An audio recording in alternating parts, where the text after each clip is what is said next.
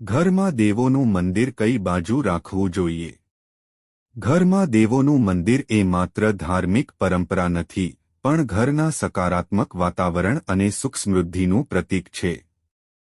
વાસ્તુશાસ્ત્ર અનુસાર મંદિરનું સ્થાન ખૂબ જ મહત્વનું માનવામાં આવે છે. જો દેવોનું સ્થાન સાચી દિશામાં રાખવામાં આવે તો ઘરમાં સકારાત્મક ઉર્જાનો પ્રવાહ વધે છે, પરિવારના સભ્યો વચ્ચે પ્રેમ અને એકતા રહે છે અને જીવનમાં શાંતિ તથા સમૃદ્ધિ પ્રાપ્ત થાય છે. વાસ્તુ પ્રમાણે મંદિર માટે શ્રેષ્ઠ સ્થાન પૂર્વ દિશા અને ઉત્તર પૂર્વ દિશા છે. પૂર્વ દિશા સૂર્યોદયનું સ્થાન છે, જ્યાંથી પ્રકાશ, ઊર્જા અને નવી શરૂઆતનું પ્રતીક મળે છે. ઉત્તર પૂર્વ ખૂણો ઈશ્વરનું સ્થાન માનવામાં આવે છે. અહીં મંદિર રાખવાથી ઘરમાં સુખ શાંતિ, સંતાન સુખ અને આધ્યાત્મિક ઉન્નતિ થાય છે. દક્ષિણ અથવા દક્ષિણ પશ્ચિમ ખૂણે મંદિર રાખવું ટાળવું જોઈએ, કારણ કે એ દિશા વાસ્તુ મુજબ ભારે અને નકારાત્મક ઉર્જા સાથે સંકળાયેલી છે. મૂર્તિઓ હંમેશા પૂર્વ કે ઉત્તર દિશા તરફ મોં રાખીને સ્થાપિત કરવી જોઈએ, જેથી પૂજા કરતી વખતે ભક્તનું મોં પશ્ચિમ કે દક્ષિણ તરફ રહે.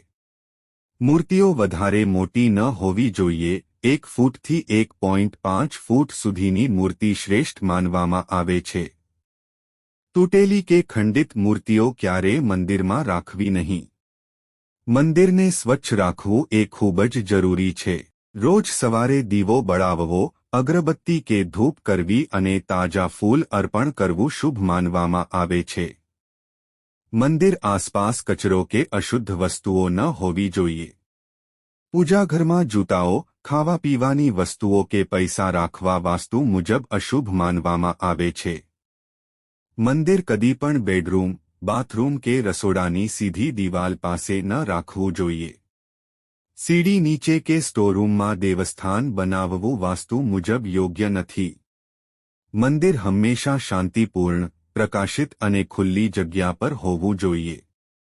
શક્ય હોય તો મંદિર લાકડાનું બનાવવું, કેમ કે લાકડામાં સકારાત્મક ઉર્જા જળવાય છે.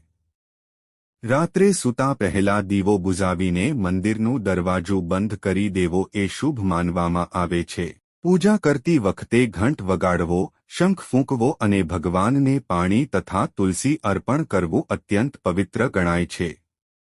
જ્યાં ઘરમાં મંદિર હોય છે, ત્યાં પરિવારને આધ્યાત્મિક શાંતિ મળે છે, નકારાત્મક શક્તિઓ દૂર રહે છે અને સદાય સકારાત્મક ઉર્જાનો પ્રવાહ રહે છે. દેવોનું મંદિર એ ઘરના હૃદય સમાન છે, જે ઘરને પવિત્ર બનાવે છે અને દરેક સભ્યને એકતા, સુખ શાંતિ અને સમૃદ્ધિ તરફ દોરી જાય છે.